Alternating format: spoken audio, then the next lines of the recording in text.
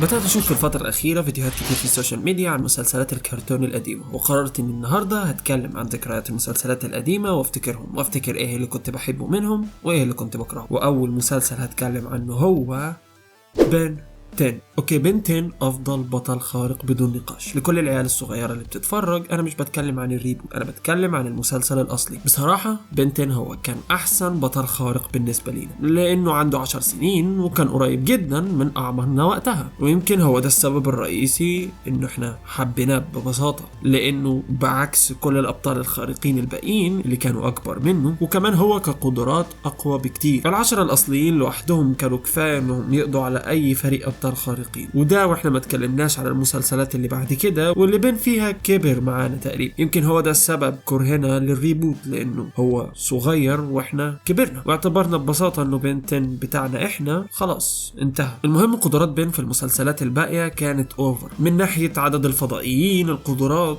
وكل ده من غير ما نحسب إليان إكس اللي بالمناسبة أنا شايف إنه أوفر حبتين ثلاثة. احتمال أعمل فيديو عن الكائنات اللي بقدرات فوق الخيال بشوي، وأكيد إليان إكس هيكون في الفيديو. بن بقدراته والشخصيات اللي في المسلسلات وحتى الأشرار كلها بتنتج مسلسل أسطوري، وفي مكان كبير جدا لبن في قلبي، ولسه لحد الآن عندي أمل إنه هيقع نيزك جنبي في الأومنت ريكس. ولكن على ما ده يحصل خلونا نستمتع بأجازة الصيف. أنا بتكلم عن فارس وفادي. تبقى مصيبة لو فكرت في حاجة تاني. فارس وفادي من أفضل وأقوى المسلسلات اللي عملتها ديزني، واللي بالمناسبة هيتعمل له جزئين كاملين مكونين من 40 حلقة، وهينزل الموسم الأول من الموسمين دول قريب. مش عارف أبين قد إيه أنا متحمس، لأن المسلسل مش بس خرافي بل كمان بيحسسني إني في أجازة الصيف وإني مش ورايا وجع دماغ فعليا بجد، لأني أول مرة أشوف المسلسل كان على قناة جيم في أجازة الصيف، ومن ساعتها وأنا بتفرج عليه. المسلسل بيخليك تحس إنك تقدر تعمل المستحيل، وفي كل حلقة تقريبا بيبتدي بنفس الطريقة. بيبتدي المسلسل بإنه فارس بيسأل فادي ويقول له: يا فادي ماذا ستفعل اليوم؟ وفادي لأنه مش عارف بصراحة هو إيه اللي عنده بالظبط، بس ما بيردش عليه. وبعدها بتحصل حاجة بتجيب فكرة لفارس وفادي يعملوها، والفكرة مش بتكون بسيطة مثلا زي خلينا نروح نلعب كورة مثلا أو ننضم للكشافة، لا بتكون حاجة خيال علمي. في حلقة مثلا بنوا أكبر قطر موت في المدينة أو سفينة فضائية أو يستكشفوا أعماق المحيط. المهم حاجة ما ينفعش لا أنا ولا أنت ولا حتى الحكومة الأمريكية ننفذها، وكل ده بيحصل في ظرف 8 ساعات تقريبا اللي هو النهار بس يعني. وفي آخر الحلقة دايما بيختفي اللي عملوه بسبب دكتور شر أبو الأشرار، واللي بيوقفوا دايما عن مخططاته الشريرة المعقدة باري خلدمان اللي بيقاتل ضمن منظمة سرية مش بتجند غير الحيوانات. أوكي أنا آسف، بس أنا أخدت بالي من الكلام دلوقتي ومفيش حاجة من اللي أنا قلتها منطقية بتاتا، ولكن صدقني المسلسل ده مليان إبداع وحماس وشعور غريب بالسعادة بيجيلي لما بتفرج على أي حلقة منه. أنا متحمس فوق طبيعي على السيزون اللي جاي، يمكن حتى أكتر من أي حاجة تاني. ولكن المسلسل اللي بعده على العكس تماما، كل ما بشوفه بيترفع ضغطي لأنه غريب ومش منطقي ومش عارف إزاي لحد الآن بينزل منه حلقات جديدة لحد دلوقتي. المسلسل اللي أنا بتكلم عليه هو تين تايتنز جو. فعليا مسلسل غريب، المفروض إنهم أبطال خارقين، ولكن بدل ما يعملوا أي حاجة ليها معنى بيعملوا أي عبط، فعليا أي عبط. مثلا في حلقة كاملة سايبور بيست بوي فيها مش بيقولوا أي حاجة غير كلمة وافلز طول الحلقة لحد النهاية. أو حلقة تانية بيتكلموا فيها عن الاستثمار العقاري. فكرة ان المسلسل لسه لحد الان شغال دي معجزة من معجزات الفلوس، لان مسلسل زي انفينيتي ترين اتلغى لكن المسلسل ده لسه مستمر لحد دلوقتي. الناس في النت بتقول انه المسلسل بيعمل لكارتون نتورك فلوس كتيرة جدا وعشان كده هو لسه مستمر، بس نفسي اعرف ازاي بصراحة، لان الطريقة دي جبارة وكانت ممكن تخلي مسلسلات كتيرة جدا تنجو من ساطور الالغاء قبل النهاية اللي بيحصل في معظم المسلسلات دلوقتي. ريست ان بيس جلتش تكس. المهم اني انا بصراحة كنت بعذب نفسي بيه لما بكون عايز اقوم من على التلفزيون. الفيلم اللي اتعمل لهم حلو مش هنكر، وفي حلقات بتعجبني مش كله وحش، ولكن المسلسل عامل زي باكيجات فيفا، ممكن حلقة اسطورية او ممكن حلقة بيض لاقصى درجة ممكن تتخيل، انت وحظك بقى.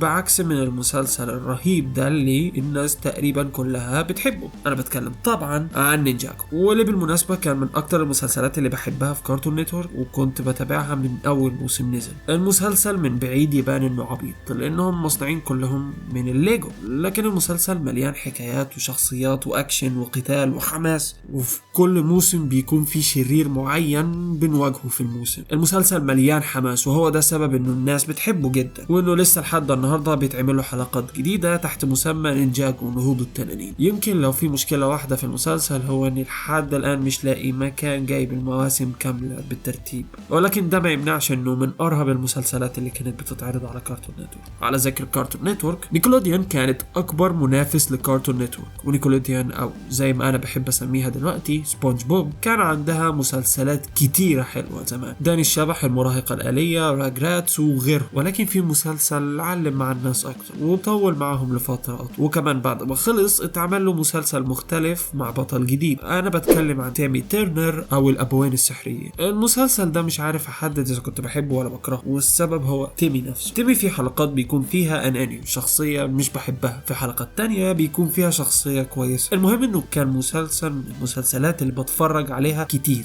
اتعمل له مسلسل جديد بشخصيه جديده بدل تيمي، لسه ما شفتش منه ولا حلقه لحد دلوقتي، ولكني حطيته في القائمه الطويله جدا للمسلسلات اللي عايز اشوفها ومش لاقي لها وقت، لان ببساطه ده وقت المغامره. يس، انا فرحان جدا باللي انا عملته هنا. وقت المغامره احسن نقله عملتها. المهم وقت المغامره، وعلى عكس كل المسلسلات اللي فاتت اللي كنت بشوفها وانا صغير، وقت المغامره شفته وانا كبير. ببساطه لاني وانا صغير كنت بحسه غريب بشكل اوفر بجد، وما كنتش فاهم حاجه منه لان الحلقات مش مترتبه، فما فيش اي حاجه ليها معنى في المسلسل. ولكن خلينا نكون صريح، الغلط كله يقع على كارتون نتورك. مش بس ما كانتش بتجيب حلقات كامله من المسلسل، لا كمان الحلقات اللي بتنزل ما كانتش بالترتيب، وهو ده اصلا السبب الرئيسي ورا ان كل قنوات الانيميشن تقريبا عملت ملخص للمسلسل بعد ما انتهى، لان النهايه ما كانش ليها معنى بالنسبه لينا، لاننا ما شفناش المسلسل اصلا بالشكل الصح. ولكن الفيديوهات دي رهيبه بصراحه، بتلخص القصه كامل باسلوب حلو، واللي خلاني بصراحه احب المسلسل. بفكر اشوفه تاني بالكامل من اوله لاخره، لكن زي ما قلت مفيش وقت لكل الحلقات دي. وكمان فوقيهم المسلسل الجديد اللي اسمه فيونا وكيت، اللي بيحكي قصة شخصيتين من بعد مختلف في نفس عالم وقت المغامرة. الناس بتقول انه حلو، بفكر اتفرج عليه بما اني شفت الملخصات وفاهم بشكل نسبي المسلسل الاصلي، وسمعت برضو انك مش لازم تكون تابعت المسلسل الاصلي. هضيفه للقائمة اللي مش بتنتهي من المسلسلات اللي عايز اشوفها وما عنديش وقت ليها. ما عنديش تحويلة حلوة للمسلسل اللي بعده. عرفت. عارفين ازاي في وقت المغامرة في مية، وازاي في بحر هناك؟ عارفين فين في كمان بحر؟ في كوكب الأرض. عارفين ايه مسلسل شخصياته موجودة هنا في كوكب الأرض معانا؟ لا مش ده ولا ده.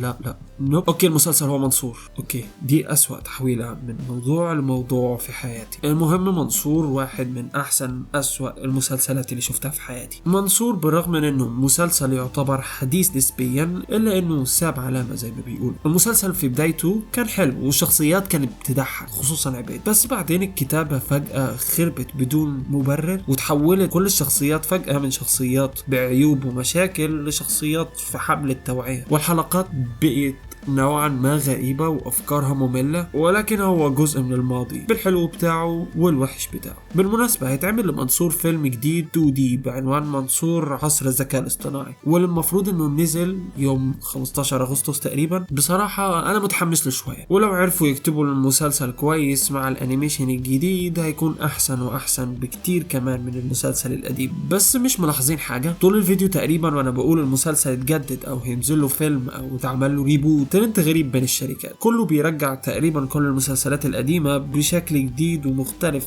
حتى المسلسل ده برضو بيقولوا انه هيتعمل له موسم جديد منتظر من كل الكوكب تقريبا، وكمان فيلم. انا بتكلم طبعا عن جامبل، من احسن المسلسلات اللي عملتها كارتون نتورك. مليان نشاط غريب، مش عارف اوصفه بحاجه تانية غير انه من اول الحلقه لاخرها كوميديا خرافيه، والاهم طبعا مغامرات غريبه وعجيبه بتخليك تنسى الواقع وتخش فعليا جوه التلفزيون من كتر ما الحماس مش بيخلص. بس جامبل وميراكلس هم المسلسلين الوحيدين اللي كنت بحتفل لما بسمع انه في حلقات جديده هتنزل مدبلجه منه، وامفيبيا ايام ما كان لسه بينزل. جامبل هيتعمل له المفروض فيلم ومسلسل جديد او موسم جديد جديد لسه مش عارفين بالظبط، ولكن انا متحمس له ايا ما كان. بصراحه السنتين اللي جايين كلهم حماس لعالم الانيميشن، سواء كان في الافلام او المسلسلات. وانتوا متحمسين لايه الفتره اللي جايه؟ اكتبوا لي تحت في التعليقات.